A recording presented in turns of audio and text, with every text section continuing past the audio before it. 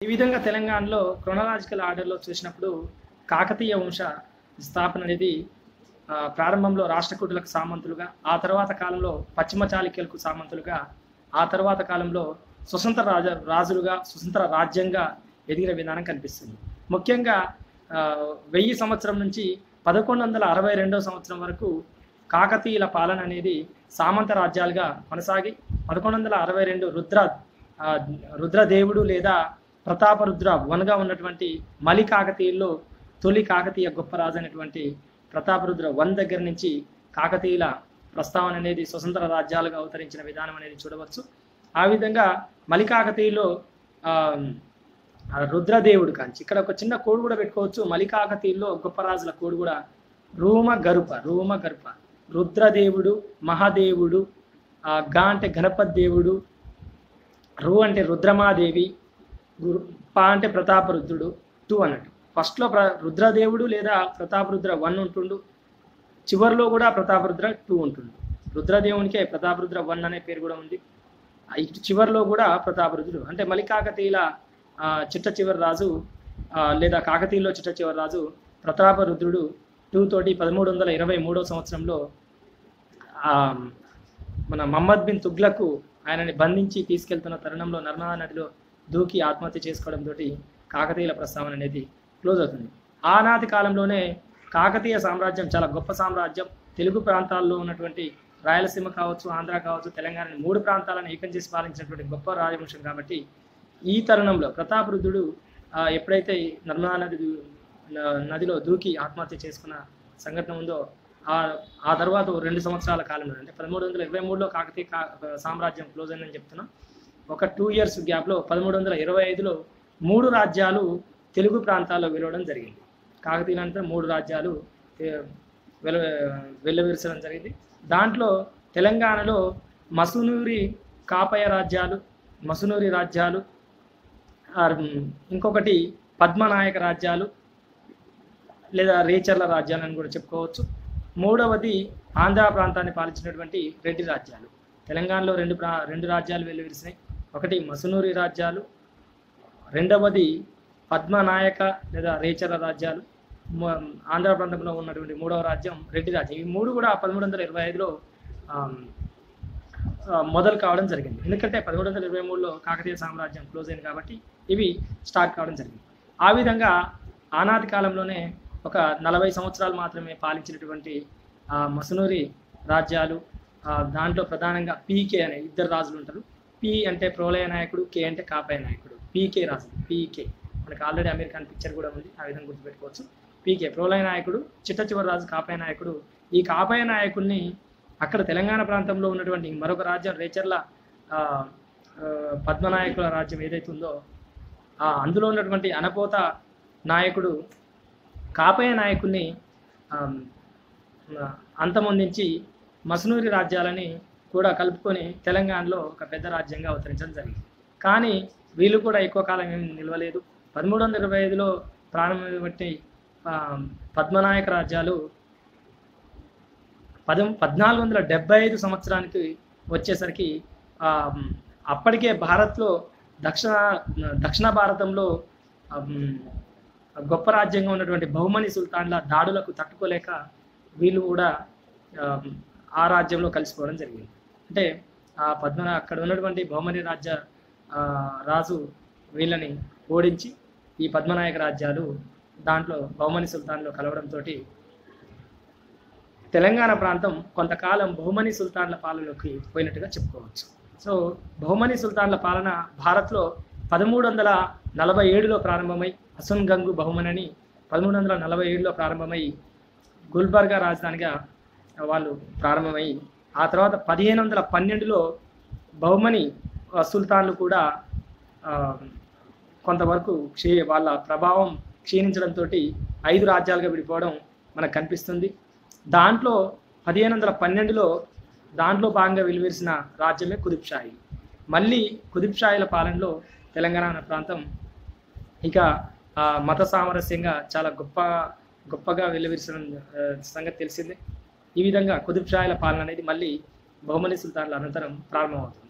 ఇట్లా 1512లో బహుమని సుల్తాన్ల అనంతరం కుతుబ్ షాహీల రాజ్యం ప్రారంభమై 1687 వరకు తెలంగాణ ప్రాంతాన్ని పాలించడం జరిగింది. ఆ విధంగా 1687లో ఔరంగజేబ్ దాడులకు తట్టుకోలేక ఇక్కడ ఉన్నటువంటి చిట్ట చివరి రాజు అబుల్ హసన్ తానిషా చిట్ట చివరి రాజు.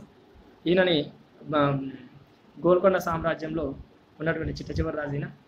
ఈ విధంగా కుతుబ్ షాహీ రాజు ఓటమి చెందడంతో ఇక్కడ మళ్ళీ ఇక్కడ ఉన్నటువంటి తెలంగాణ ప్రాంతం మొఘల్స్ పాలనలోకి వెళ్ళడం జరుగుతుంది.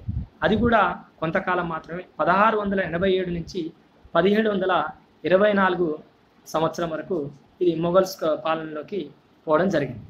ఆ తర్వాత 1724లో మళ్ళీ అసఫ్జాహీ వంశ పాలన, నిజాం ఉల్ ముల్క్ అసఫ్జాహీ వంశ పాలన, ఆయననే మీర్ కుమ్రుద్దీన్ ఖాన్ అని కూడా అంటాం. ఆయన ఆధ్వర్యంలో మళ్ళీ తెలంగాణలో అసఫ్జాహీ వంశ పాలన ప్రారంభమైంది. 1724 నుంచి 1948 వరకు కూడా ఈ అసఫ్జాహీ రాజులు పాలించిన సంగతి మనకు తెలిసిందే. చిట్ట చివరి నిజాం రాజు మీర్ ఉస్మాన్ అలీ ఖాన్ 1948 సెప్టెంబర్ 17 వరకు 1724లో ప్రారంభమైనటువంటి అసఫ్జాహీల పాలన 1948 సెప్టెంబర్ 17 ఆపరేషన్ పోలో తోటి ముగిసిన సంగతి మనకు తెలిసింది. ఈ విధంగా అంటే శాతవాహనులతో ప్రారంభమైనటువంటి తెలంగాణ ప్రాంతం చరిత్ర 1948 సెప్టెంబర్ 17 అసఫ్జాహీ రాజుల పాలనతో తెలంగాణ చరిత్ర ముగిసిందని చెప్పుకోవచ్చు. అక్కడ నుంచి తెలంగాణ ఆధునిక చరిత్ర లేదా తెలంగాణ ఉద్యమ చరిత్ర సంఘటనలు మనం చూడడం జరుగుతుంది. ఈ విధంగా సో మనకు ఒక క్రోనలాజికల్ ఆర్డర్లో ఇదంతా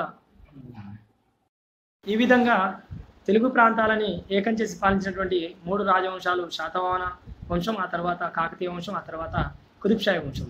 ఇవల్లాక మనం కుతుబ్ షాహీ వంశంలో ఆ రాజ్య స్థాపకుడు కానీ ఆ ఎండింగ్లో వచ్చే రాజు గురించి కానీ, అంటే ఎండింగ్లో రాజుని చెప్పుకున్నాం కానీ రాజ్య స్థాపకుడు కుతుబ్ ఉల్ ముల్క్ అండి.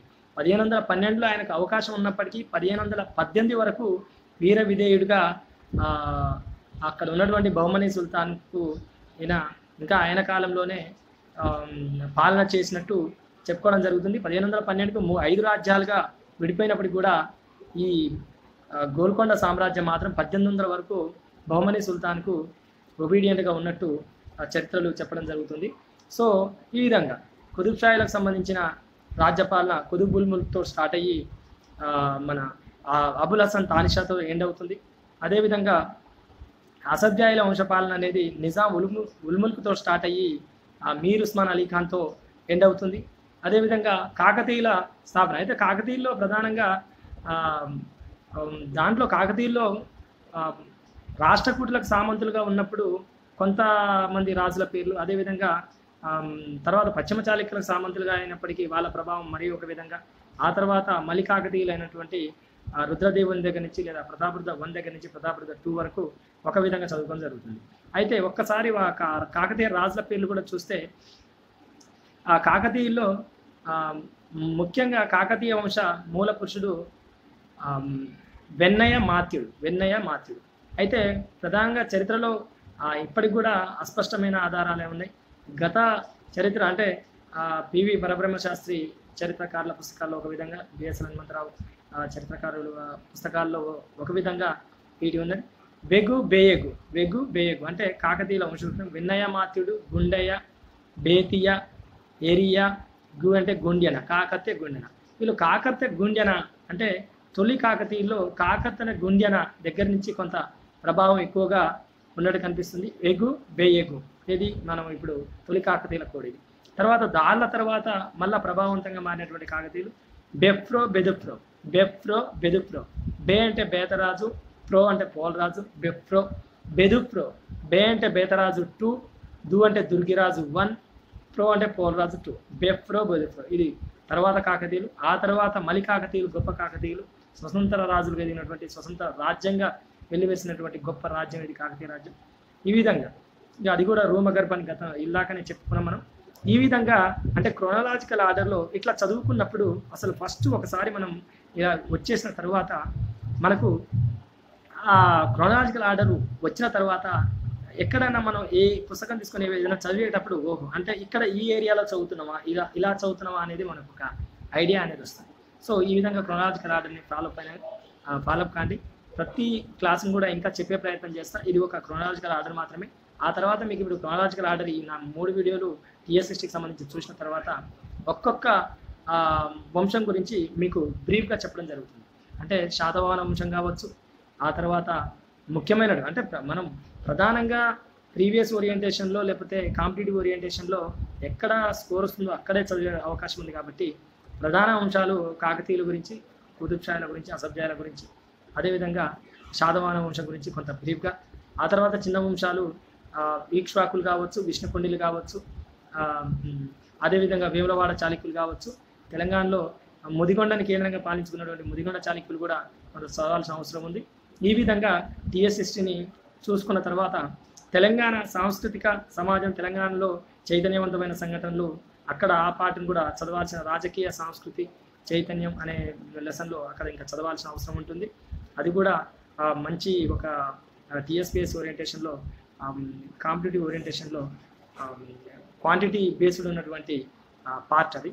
సో అది కూడా చెప్తా. ప్రతి అంశాన్ని కూడా కులంకుశంగా ఒక్కొక్క వీడియో చేస్తూ చెప్పే ప్రయత్నం చేస్తాను.